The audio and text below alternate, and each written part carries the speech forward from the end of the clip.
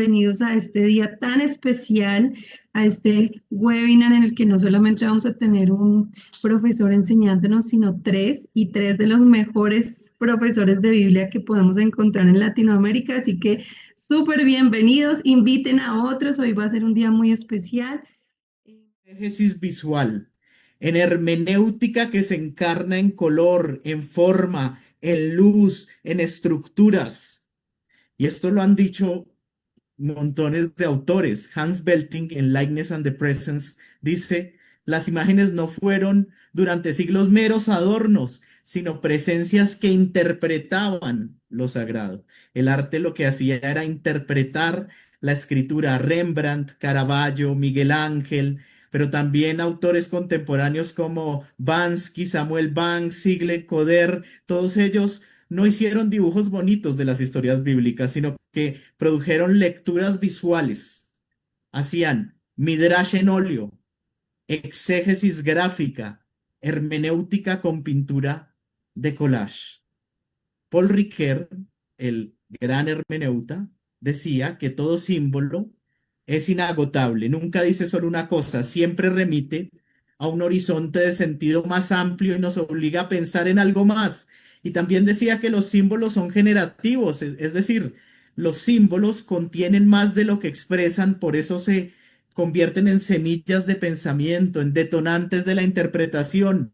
¿Qué estoy tratando de decir? Que cada relato bíblico es un archivo de símbolos, el cordero. El cordero es mucho más que un cordero que camina por las praderas. La luz en la escritura, la luz en la escritura es mucho más que una lámpara encendida. El agua es mucho más que un líquido.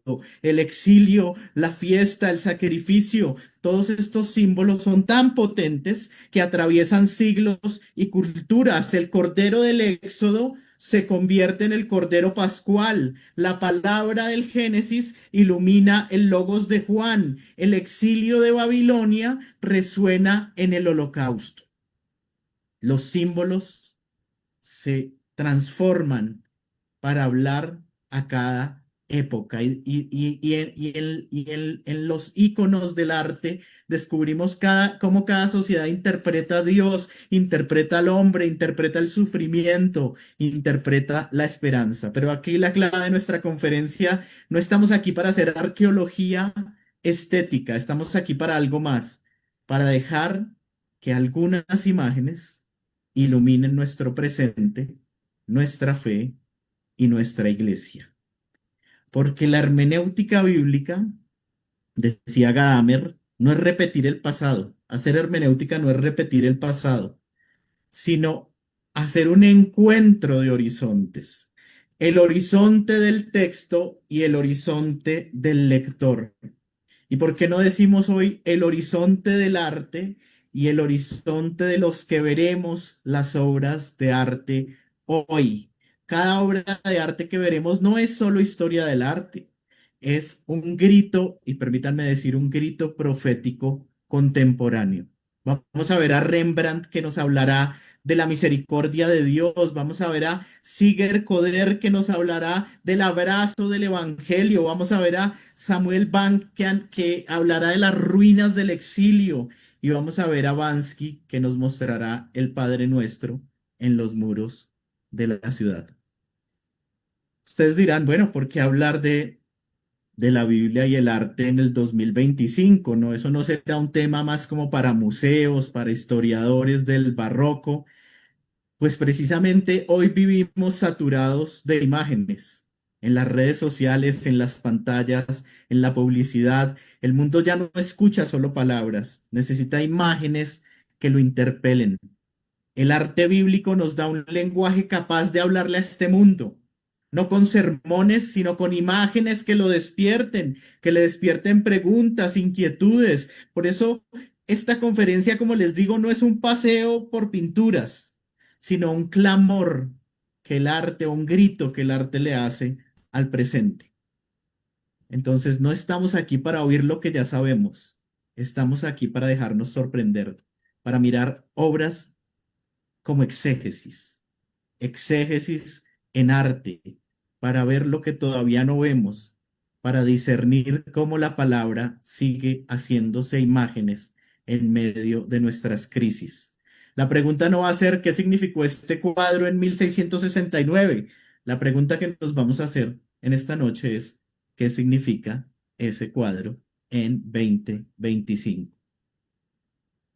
No veremos el arte como museo, sino como palabra viva, porque cada obra de arte que vamos a analizar es un espejo que nos lleva no solo al relato bíblico, sino a nuestras heridas, a nuestras migraciones, a nuestra necesidad de Dios. La Biblia y el arte en el mundo de hoy no es una invitación a huir del presente, sino a interpretarlo con símbolos que han sobrevivido milenios. Así que los invito y las invito a entrar conmigo en esta galería y vamos a ver 4 obras de arte. Cada una es una parábola visual, cada una es un comentario exegético, cada una es un sermón para nuestro tiempo, para el siglo XXI. Entonces les pido que estemos muy atentos a la pantalla porque vamos a ir viendo cada obra de arte. Ante ustedes tienen uno de los lienzos más conmovedores de la historia del arte. Se llama El regreso del hijo pródigo, pintado por Rembrandt entre 1668 y 1669. Eran los últimos años de vida de Rembrandt. Esta manera en la que está dibujado se llama óleo monumental y hoy se encuentra en un museo en San Petersburgo. Rembrandt lo pinta esta obra de arte que vemos en la pantalla, en una época de su vida que está marcada por la pérdida, el despojo. Había enterrado a su esposa, había perdido a 3 de sus 4 hijos y vivía en bancarrota. Su prestigio en Ámsterdam estaba por el suelo. Y este no es el Rembrandt que pinta obras maravillosas, triunfante, es el Rembrandt envejecido, pobre, cansado, que encuentra en la Biblia no solo un tema, sino un refugio. Ya no busca un virtuosismo como pintor, sino que pinta una oración. Y lo que pinta es la parábola del hijo pródigo. La parábola del hijo pródigo la encontramos en Lucas capítulo 15.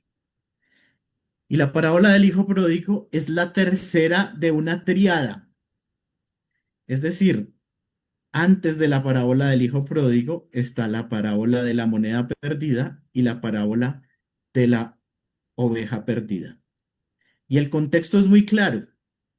Dice Lucas 15:1, dice, se acercaban a Jesús todos los publicanos y pecadores para oírle, y los fariseos y escribas murmuraban, este recibe a pecadores y come con ellos.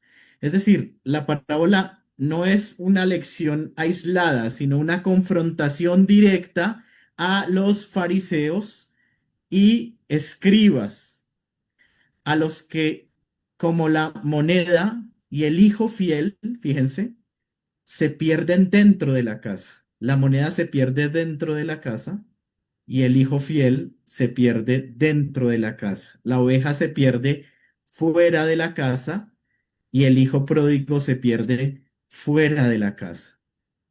La oveja, los que están perdidos fuera de la casa, la oveja y el hijo pródigo representan a los publicanos y pecadores. Los que están perdidos dentro de la casa, la moneda y el hijo fiel representa a los fariseos y los escribas. Y en la narrativa de Lucas 15 vemos una dinámica muy interesante. La parábola del hijo pródigo, pero el hijo pródigo no es el centro, sino el padre, un padre que rompe los códigos sociales, que abraza, que interrumpe el juicio del hermano mayor y abre la casa a la fiesta. Y Rembrandt entendió la parábola. Fíjense en esto. Rembrandt en su cuadro no titula el cuadro El hijo arrepentido, sino El regreso del hijo pródigo. El acento no está en la culpa, sino en el retorno, en la acogida. Hagamos un análisis visual, miremos la composición. La composición, todo, en la composición todo está en penumbra, todo parece oscuro, menos el abrazo. Esto se llama una técnica, en pintura se llama una técnica tenebrista, pero no hay como un haz de luz oscuro, sino que la luz es cálida y envuelve el abrazo, el centro geométrico donde uno pone la mirada es no en el rostro, no en la mano, no en los personajes, sino en el abrazo iluminado. Ese es el corazón de la obra. Fíjense aquí en la obra de arte. El hijo aparece de espaldas. La cabeza está inclinada, rapada, como cuando Job se rapa en Job 1:20 como signo de duelo y humillación. Está vestido con harapos, miren un pie, miren el pie izquierdo está desnudo, el pie derecho tiene un zapato, el padre está inclinado hacia él, tiene un vestido rojo profundo, sus manos se extienden hacia su espalda. Al lado derecho, si se fijan, está el hermano o el hijo fiel con barba, erguido en la sombra, mirando con frialdad. Y si se fijan, la túnica del hermano es del mismo color que la túnica del padre. La túnica del hermano, del que está en la casa, es del mismo color de la túnica del padre. Y a los lados hay como testigos secundarios, quizás sirvientes, que amplían la escena, pero no nos desvían la atención del centro que es el abrazo. Vamos por partes. Observen las manos. Las manos. Aquí pueden ver las manos. Una mano es ancha y la otra es delgada. ¿Se dan cuenta?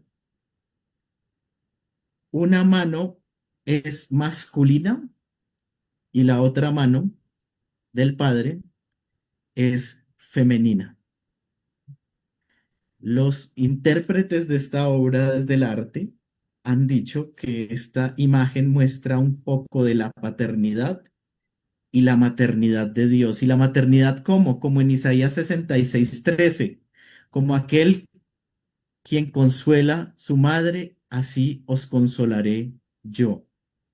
Rembrandt pinta a un Dios que ama como un padre y que consuela como una madre. Si se dan cuenta, los pies del hijo están desnudos, con llagas, un calzado roto, y esto me recuerda a Deuteronomio, donde se quita, Deuteronomio 25:9, le quitará la sandalia del pie como señal de humillación. El hijo está humillado, o tal vez nos recuerde a Éxodo 3:5, quita el calzado de tus pies porque el lugar que pisas es santo. El hijo está descalzo, humillado, pero pisa un terreno santo en la obra. Y ese terreno santo es el abrazo del Padre. También vemos al hermano mayor en la penumbra, rígido, representa exactamente lo que veníamos hablando a los fariseos de Lucas 15, que tienen el vestido del Padre, pero murmuran, juzgan, se resisten a entrar a la fiesta. Su sombra es sombra de juicio, de señalamiento, y la luz no es natural acá. La luz que ilumina el abrazo es teológica, es la luz que brilla en las tinieblas y las tinieblas no prevalecieron contra ella. Es la luz de Jesús, el perdón que ilumina, el juicio queda en la sombra y la luz ilumina el abrazo. Rembrandt no ilustró una parábola, Rembrandt está haciendo exégesis. Toma Lucas 15 y lo traduce en cuerpo, en gesto, en abrazo y nos obliga a leer la parábola no solo con el oído, sino también con los ojos, en imágenes, no solo en texto. Cada detalle del cuadro de Rembrandt es un comentario teológico. Las manos, los pies, la luz, las sombras. Es una hermenéutica pictórica. Y como todo buen comentario, no se queda en el pasado. Nos preguntamos, ¿quién soy yo en esta escena? ¿El hijo, el padre, el hermano mayor? ¿Qué nos dice este cuadro? En tiempos de tanta polarización política en nuestro mundo, donde abundan juicios y faltan abrazos, Rembrandt se convierte en una voz para el mundo de hoy, que necesita menos hermanos mayores y más brazos que abracen, menos rigidez y más misericordia.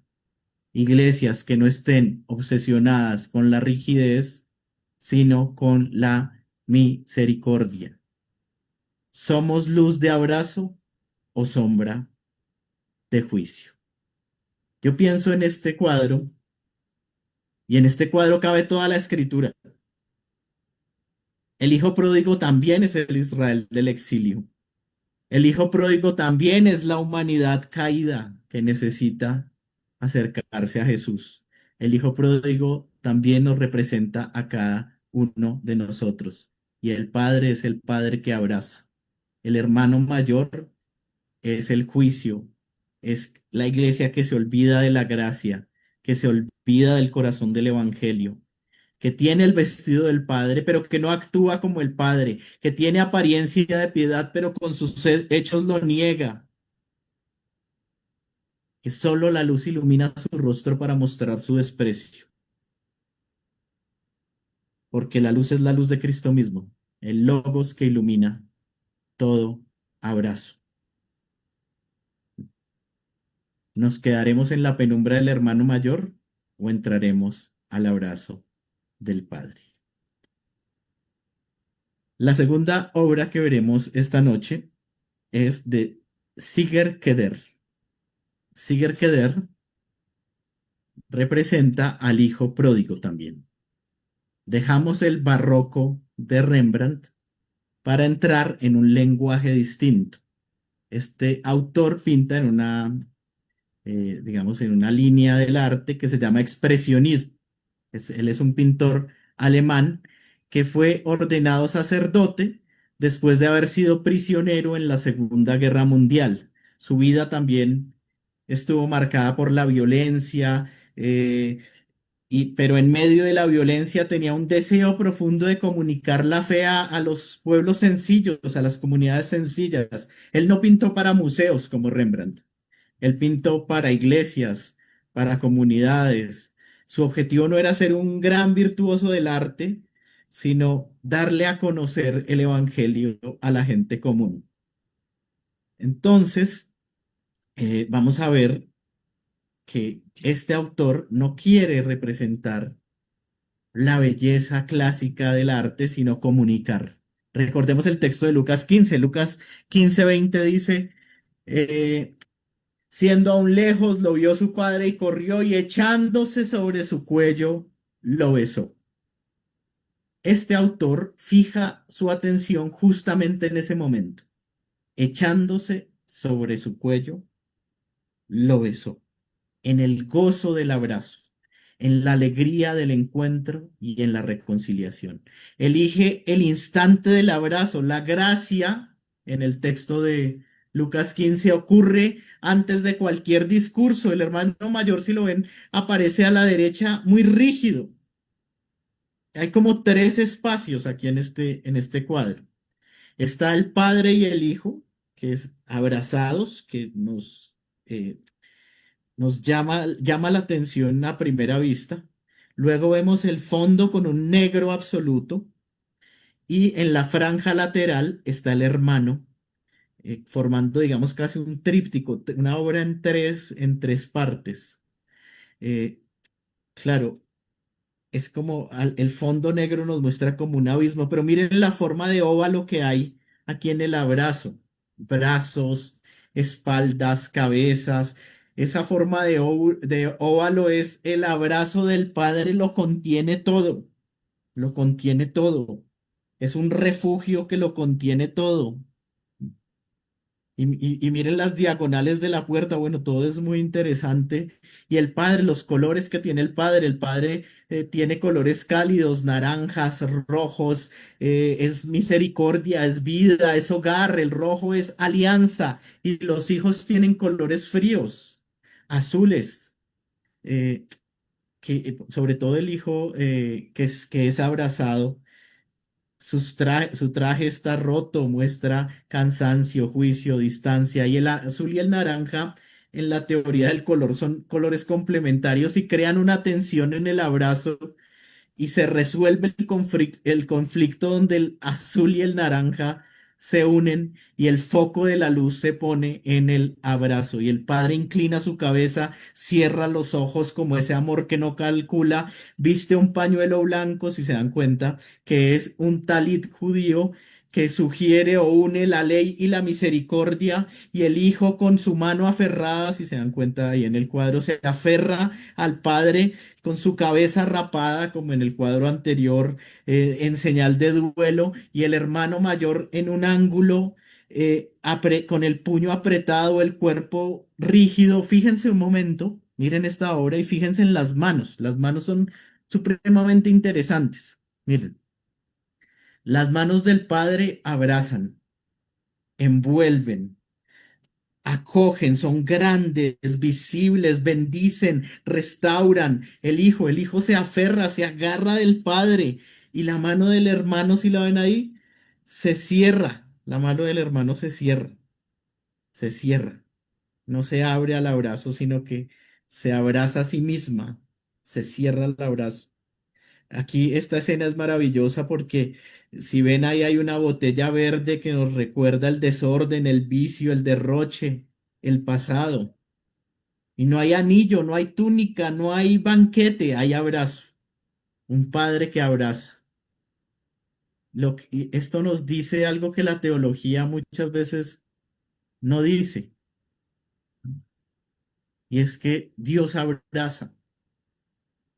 Donde hay tantos debates, donde hay tantos conflictos, esta obra de Coder nos recuerda el abrazo, el encuentro de los reconciliados.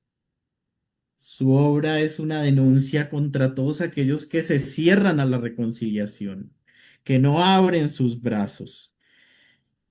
Y esta obra también resuena en otros textos de la Escritura, en los profetas, por ejemplo, hay un texto de Sofonías 3:17 que dice, Jehová tu Dios está en medio de ti, poderoso se salvará, se gozará sobre ti con alegría, callará de amor, se regocijará sobre ti con cánticos. Poder traduce en imágenes lo que los profetas anunciaban. Dios es un Dios que abraza a su pueblo cuando se vuelve a él. Y Coder, esto es muy bonito, pinta para, como les decía, a comunidades concretas, no para galerías, sino para enseñar la parábola. La parábola no es un asunto individual, sino un asunto comunitario.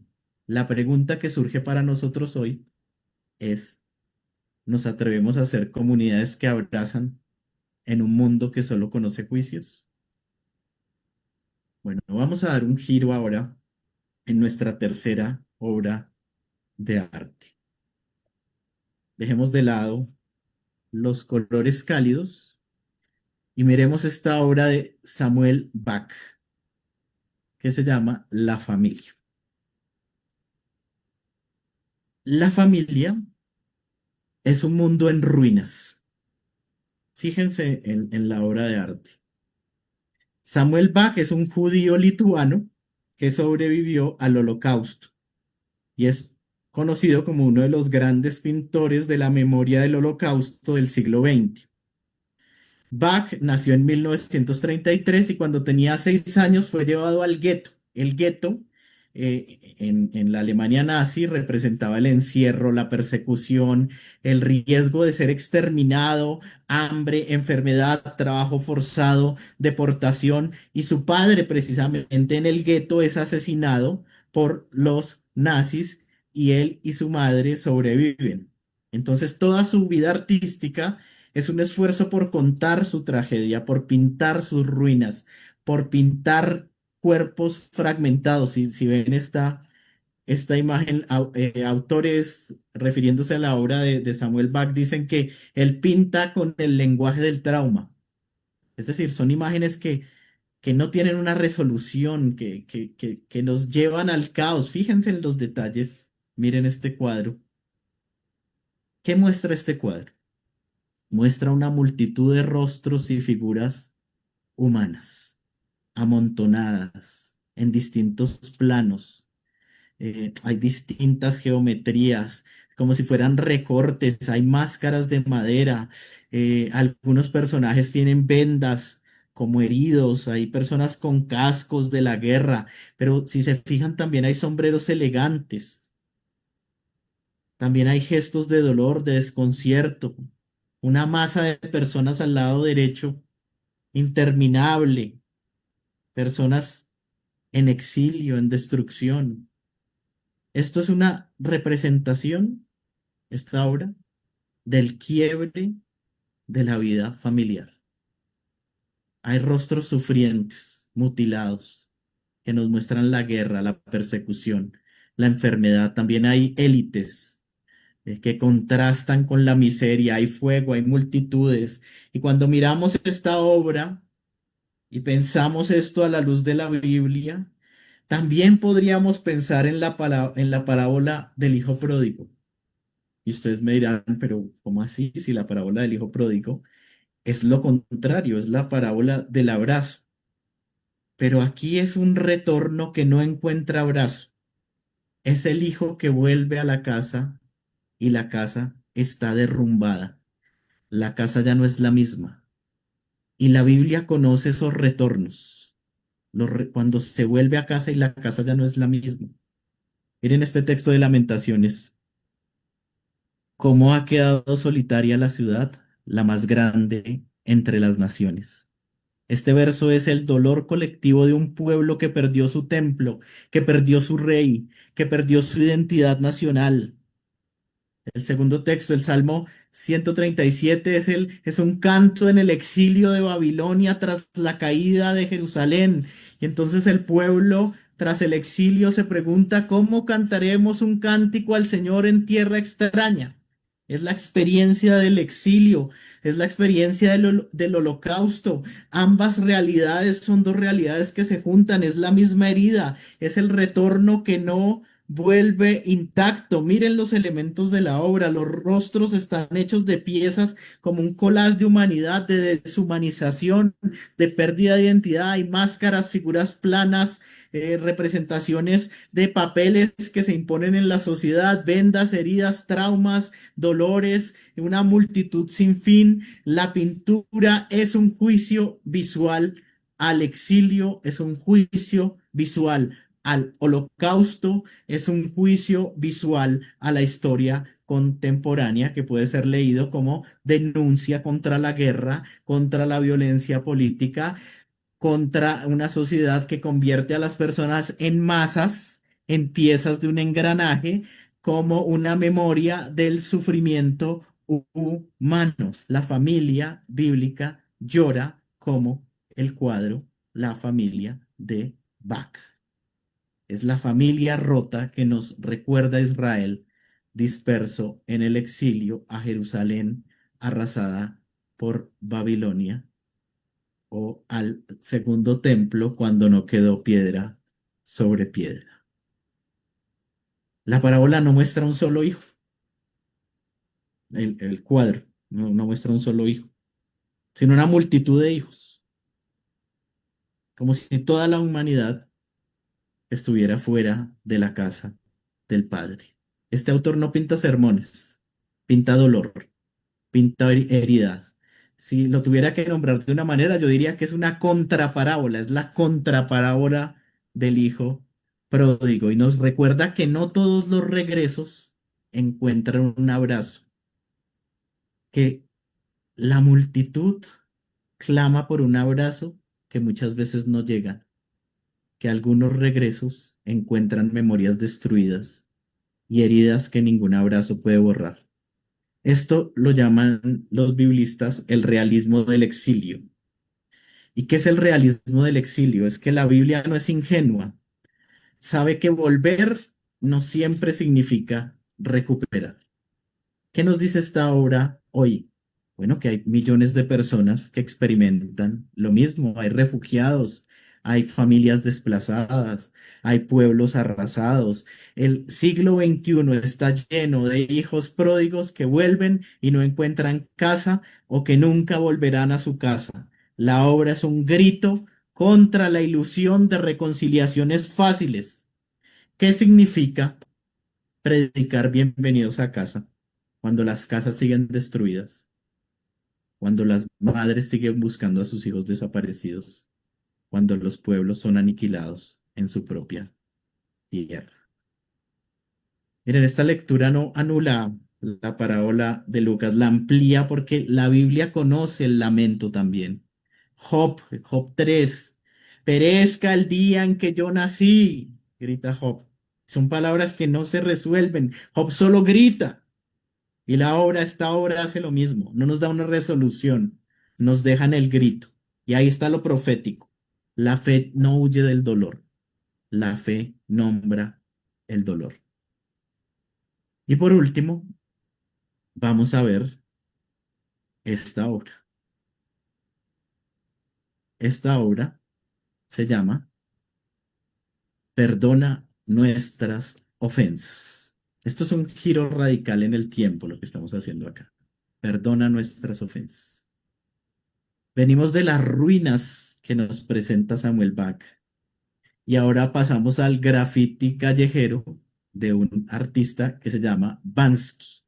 Banksy es un artista británico que nadie sabe quién es anónimo y se conoce sus obras desde los años 90. Ha pintado en todo el mundo, en muros, en túneles, ha hecho museos improvisados. Es un artista contemporáneo que nace en Inglaterra y ha hecho arte urbano y en su arte hace, digamos, una denuncia social. En su estilo combina ironía, crítica, pero todo lo hace en el espacio público. Y este arte es efímero porque llegan las autoridades y lo borran, lo pintan de otro color o tumban o arrancan el póster creado por este autor. Y la obra que nos convoca hoy de este autor es Perdona nuestras ofensas del 2010. Fue realizada, la que vemos aquí en el cuadro, en Salt Lake City y muestra a un niño, si se dan cuenta aquí, un niño orando, un joven, más bien un joven, que ora. Y la más conocida es la de la derecha con un halo luminoso pintado en la cabeza frente a un frasco de pintura. El título, Perdona nuestras ofensas, como saben, es tomado del Padre Nuestro. El Padre Nuestro lo encontramos en Mateo 6 y en Lucas 11. Y le dicen a Jesús, Jesús, enséñanos a orar, y él dice, les enseña el Padre Nuestro, y dice, perdona nuestras ofensas, que en uno de los textos es nuestras deudas, ofeilémata, y en el otro es nuestros pecados, jamartía, como también nosotros perdonamos a los que nos ofenden. Y esta súplica nos ubica, digamos, en dos realidades, una que somos pecadores y otra que necesitamos el perdón de Dios y también el perdón mutuo. Entonces, lo interesante de esto es que el perdón o la petición la petición de perdón se coloca en la ciudad. Y el que pide perdón no es un corrupto, no es un transgresor, no es un mafioso, sino un joven que peca y, y el pecador es el que pinta los muros. Miren los elementos aquí. El joven es un joven cualquiera de nuestras ciudades. No tiene un rostro definido, puede ser cualquiera. No es un individuo completo. La lata de pintura es la culpa, el acto de pintar, pero también es la creatividad del joven. La mancha de pintura es el delito, pero también es el arte. El halo luminoso que tiene en la cabeza, que es irónico, ¿no? Porque en la tradición cristiana, los que tienen halo en la cabeza, en el arte cristiano, los que tienen halo en la cabeza son los santos, los mártires, las vírgenes, pero se le concede a este joven. Y el muro mismo, la superficie donde se pinta, no es un lienzo neutro, es el espacio público, es la ciudad. ¿Y qué nos dice esta obra? Nos dice que también en los jóvenes de nuestras ciudades hay un clamor por encontrar el perdón de Dios. Que la gracia también está en los márgenes. Bienaventurados los pobres de espíritu, decía Jesús en las bienaventuranzas, desplazando el gozo a los márgenes, a los que no encajaban en los sistemas religiosos. La pintura es la parábola del barrio, así como Jeremías hablaba con una vasija rota, o Oseas convirtió su historia de amor en un grito, o Jesús dibujó con su dedo en la arena. Este personaje hace que las paredes muestren la Biblia, le muestren la Biblia a la ciudad. El muro es la Biblia hablando en los lugares menos esperados, en las paredes de la ciudad. Es un gesto profundamente teológico. El santo no está en la catedral, la palabra no está en la iglesia, está en la calle. Es el lugar para buscar a los jóvenes que pintan muros. Dios también se encuentra en los márgenes, Dios también se encuentra en las ciudades. Dios no está encerrado en las iglesias. ¿Qué nos dice esta parábola? Que en nuestras ciudades hay miles de jóvenes que necesitan a Jesús y no llegamos a ellos por su ropa, por su barrio, por su color de piel, por sus expresiones artísticas. El graffiti es los jóvenes gritando, existo en un mundo que los invisibiliza. Ivansky recuerda que ellos también suplican, perdona nuestras ofensas. El reino de Dios también es para los jóvenes que pintan los muros. Los santos pueden tener gorra, tenis y estar caminando por la calle. La obra de Bansky nos conecta con la tradición profética. Los profetas no eran no eran funcionarios del palacio, eran voces incómodas que gritaban en las calles. Su obra es un recordatorio. El Padre Nuestro no se debe rezar en silencio, se debe gritar en las calles, se debe gritar en las ciudades. ¿Y qué significa esto para nuestra iglesia hoy? Que debemos de pensar que la Biblia tiene que estar encerrada en la iglesia, que es privilegio de pocos y que debemos pensarla como posibilidad de muchos, que debemos escuchar a los jóvenes que piden perdón hoy, no en las iglesias, sino en las calles. Perdona nuestras ofensas, el Padre Nuestro pintado en la calle. La gracia no es propiedad privada, sino graffiti de Dios pintado en los muros del mundo. Estas son las obras que hemos visto hoy.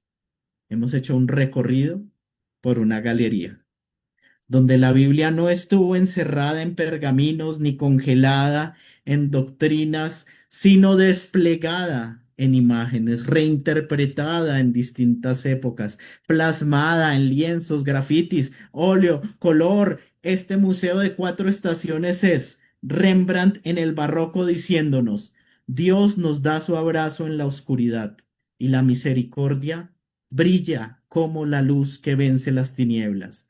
Siger Coder, este catequista del reencuentro, nos dice, la fe es abrazo en comunidad. Samuel Bank nos dice, hay retornos que no terminan en abrazo. Ivansky nos dice, gritemos el Padre Nuestro en las calles. Hagamos de la oración una oración para todos. Cada una de estas obras, como ven, es una exégesis. Rembrandt hace teología de la misericordia, Coder teología del abrazo, Bach teología del trauma, Bansky teología eh, en la calle contemporánea.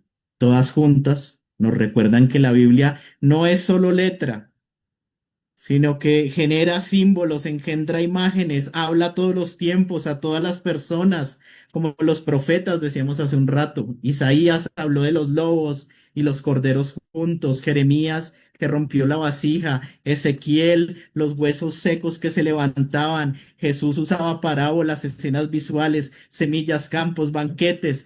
El arte es heredero de esa tradición.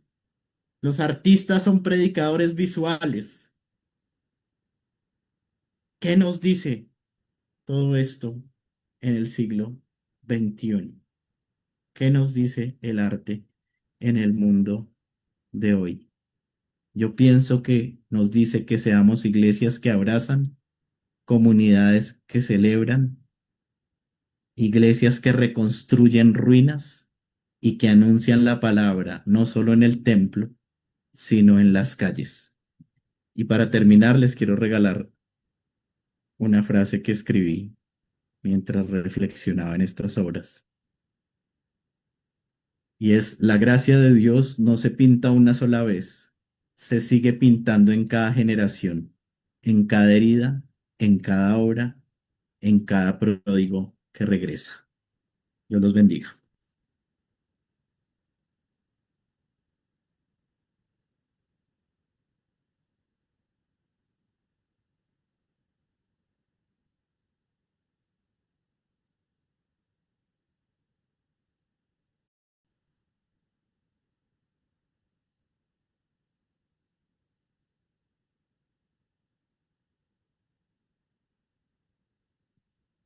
Muchas gracias, doctor Sergio Ramírez. Si está Angie por ahí, Eduardo, dígame. ya entramos. Yo estoy con las Ah, preguntas. Lo que pasa es que ya, no me daban el sonido, pero eso estaba haciendo los gestos y ya me la activaron. ya. Está ¿Ya? bien. A ver, Sergio, vamos a respetar los tiempos. Hay varias preguntas, pero solamente tenemos 5 minutos. ¿Verdad que te felicito, Sergio? Te conozco personalmente y verdad que eres una persona que comunica muy, muy bien. Y ahora, a través de esta ponencia, de manera personal, lo he visto una vez reafirmado. Nos hacen una pregunta, ¿no? Desde el punto de vista de que cuando nosotros enseñamos Biblia o predicamos, partimos del texto bíblico. Nos preguntan, ¿yo podría partir de una pintura o de algo que comunica y tener el texto bíblico en segundo plano? ¿Estaría bien? ¿Estaría mal? ¿Estaría pecando? ¿Qué opinión tienes, Sergio, al respecto? No, es que el artista ya está haciendo una interpretación. Ahí el problema sería que yo haría una interpretación, es partir del arte. Yo lo que estoy mostrando es cómo el arte está haciendo exégesis, el artista está haciendo exégesis, pero el artista parte del texto. Aquí lo bonito es que nos estamos acercando a cómo el artista está haciendo una lectura del texto, ¿no? Pero el artista como exégeta y nosotros como exégetas también debemos iniciar en el texto. Eh, Esta proclamación que hacen los artistas también la podemos hacer nosotros en la predicación, proclamar el texto, nuestra exégesis en la predicación, proclamarlo en la pintura, proclamarlo en la música, pero siempre la base debe ser el texto bíblico.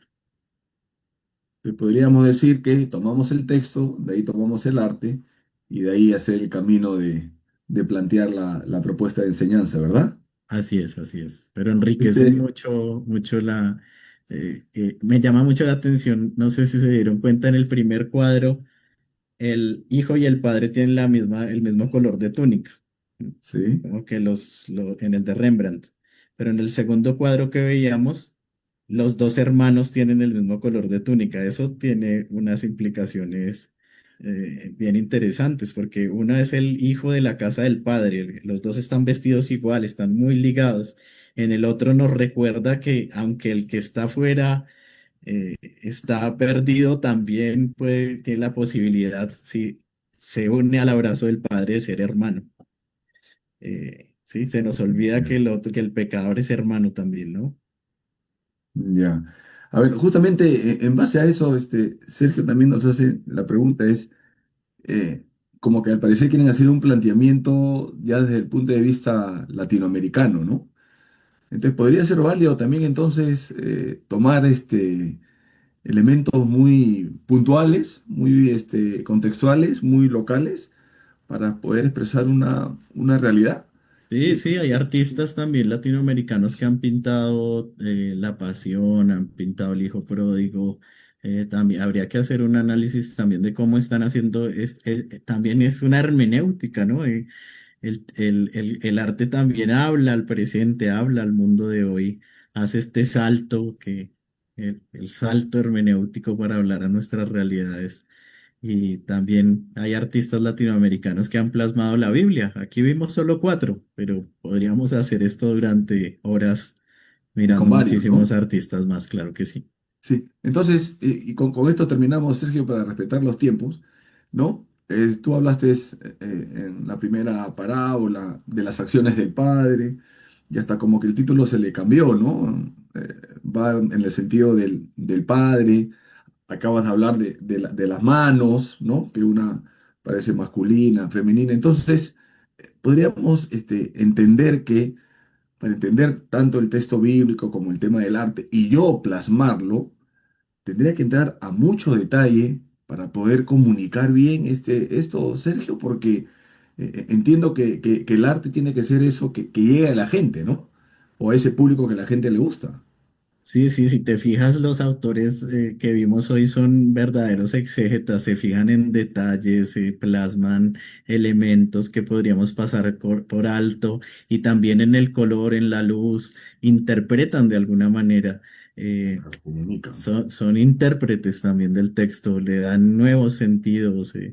Me parece que eso es lo bello, que se apropian tanto del texto y como veíamos en el de Rembrandt, que es un Rembrandt cansado, agotado, desesperado, que se refugia en la escritura y pinta el Padre Nuestro porque ese hijo sin sandalia y rapado es el mismo Rembrandt que requiere agarrarse de los brazos del Padre. Entonces, claro, lo que muestra el arte es que el texto no solo hay que leerlo, sino permitir que nos atraviese. Ok. Ok, Sergio, muchísimas gracias, ¿verdad? Por la intervención. Gracias por darte el tiempo de contestar estas preguntas. Y doy paso a Eduardo Carrillo, que va a presentar a nuestro siguiente expositor. Muchísimas gracias. Doctor Samuel Pagán, seguramente la gran mayoría lo conoce y puedo recordarle de su trabajo académico, que es extenso y que ha permitido editar varias Biblias de estudio y escribir más de 54 libros y muchos artículos en temas exegéticos, teológicos y pastorales. Eh, También les quiero compartir que él ha sido académico puertorriqueño con más de protagonismo en el complicado y desafiante ministerio de las traducciones de la Biblia, y uno de los eruditos latinoamericanos de más reconocimiento y con gran aprecio mundial, tanto en la academia como en la iglesia. Entre sus obras más difundidas y comentadas se encuentran Jesús de Nazaret, El Rey David, Introducción a la Biblia Hebrea, Comentario a los Salmos. Esos libros ponen de relieve no solo la capacidad intelectual y profundidad teológica del doctor Pagán, sino que revelan su firme compromiso con la iglesia local y su espiritualidad.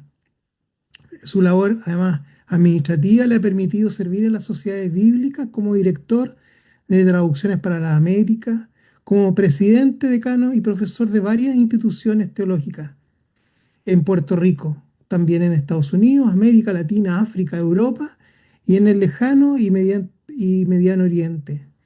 Desde el 2018 dirige los comités de traducción de la Biblia de la nueva versión internacional para la Sociedad Bíblica Internacional en español y portugués, y su ministerio pastoral lo ha desempeñado en Puerto Rico, Estados Unidos, como decano de programas hispanos del CBJ. El doctor Pagán promueve, organiza y dirige viajes de estudio y peregrinares transformadores a la Tierra Santa, Europa y el mar Mediterráneo.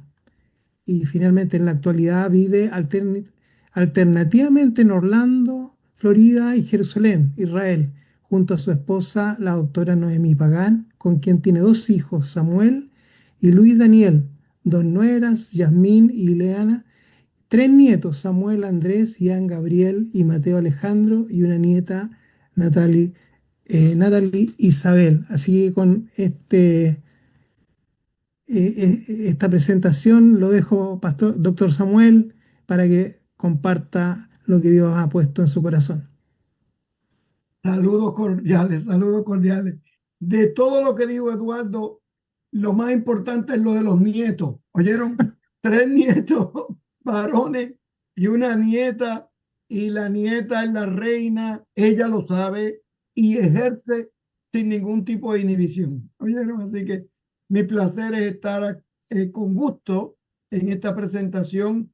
Mi placer ha sido escuchar a Sergio, realmente extraordinario. Yo he estudiado la parábola del hijo pródigo por todos los lados y por todo, y notar esos detallitos, Sergio, te felicito. Oíste, tú lo hiciste, pero muy, muy, muy bien.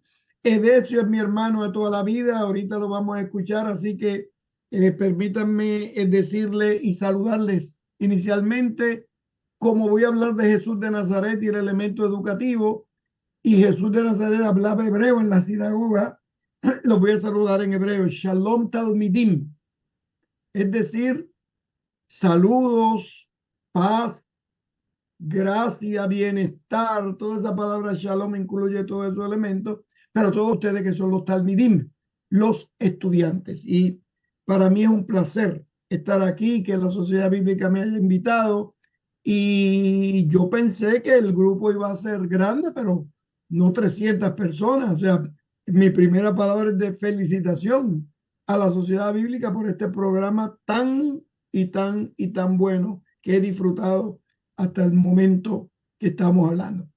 Miren, debo decirles que yo lo que estudié en mi vida fue Biblia hebrea, y me fui a una escuela rabínica y me fui a estudiar hebreo en una escuela rabínica, y me gustó, empecé a traducir la Biblia temprano, eh, dirigí una universidad, fui presidente de un seminario, y cuando culminé mi trabajo en el seminario, tenía varias alternativas, pero decidimos irnos a Jerusalén por un año. Íbamos a estar un año enseñando allá, nos mudamos a Jerusalén y íbamos a enseñar en Belén, pero un año se convirtió en dos, dos en tres, tres en cuatro, cuatro en cinco. Ya el quinto año decidimos que teníamos que regresar, porque ya los nietos estaban preguntando por nosotros, y en efecto nos regresamos. En América Latina, en Estados Unidos, en África, en Europa, mis estudiantes son pastores, líderes laicos, ministros, que quieren aprender de la Biblia, que quieren aprender hebreo, que quieren aprender arqueología, que quieren profundizar la escritura. Pero cuando llego a enseñar Biblia a Jerusalén, descubro que mis estudiantes mayoritariamente son guías turísticos. Y las preguntas que hacen los guías turísticos son diferentes a lo que hace un pastor. El pastor y la pastora, la predicadora, está interesado en que explique el texto bíblico para predicarlo el domingo o para enseñarlo en la escuela bíblica. Mientras que los guías turísticos están interesados en la cuestión histórica, en la cuestión concreta, en la arqueología.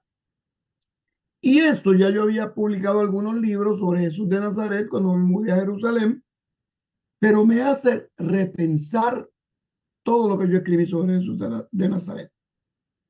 Porque las preguntas eran sobre dónde vivía, o sea, cómo funcionaba en la realidad. Ya no solamente era cuestión teológica y exegética, sino detalles históricos. Y eso me hizo regresar a la escritura y regresar al mundo de la academia para ver cuál era el estado del estudio sobre Jesús de Nazaret.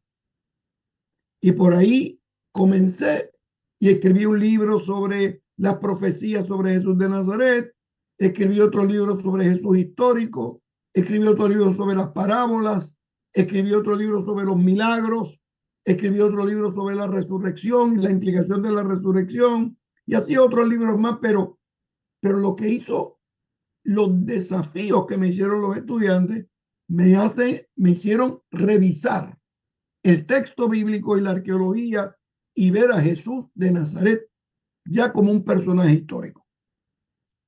Lo primero que nos encontramos es que Jesús de Nazaret, su historicidad, el día de hoy no se pone en duda, ni en la academia, ni en ninguna otra comunidad. Porque para empezar, no hay ningún personaje histórico de esa época, de la antigüedad, que tenga tanta evidencia literaria aludiendo a Jesús de Nazaret.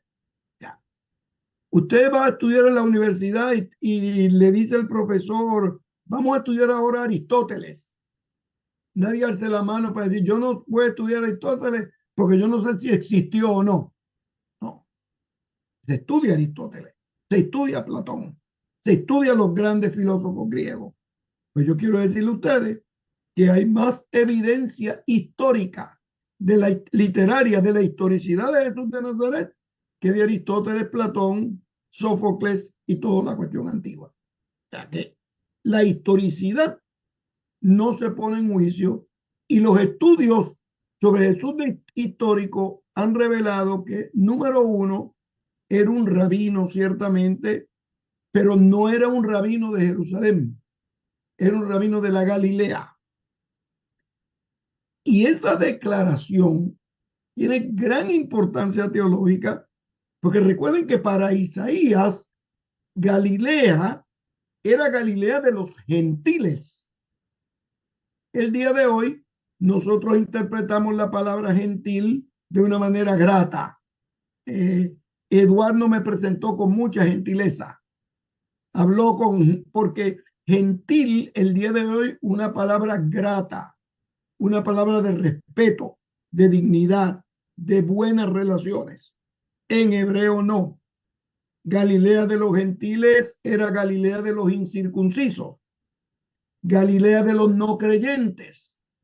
Y va poniéndose más difícil. Galilea de los impíos, Galilea de los que no seguían la ley. Y Jesús de Nazaret venía de esa comunidad, Galilea de los gentiles. Es decir, que ya en el momento final, el momento inicial de su enseñanza, los rabinos de Jerusalén ya estaban preocupados por lo que iba a enseñar. Y por eso es que nosotros vemos que cuando estudiamos la escritura, los fariseos y los saduceos le enviaban personas a escuchar lo que enseñaban, para ver si los sorprendían en algún momento.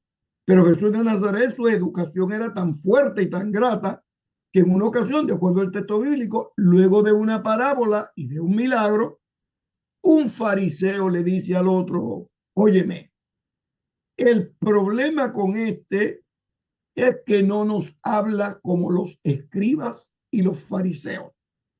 Y añade, nos habla como quien tiene autoridad.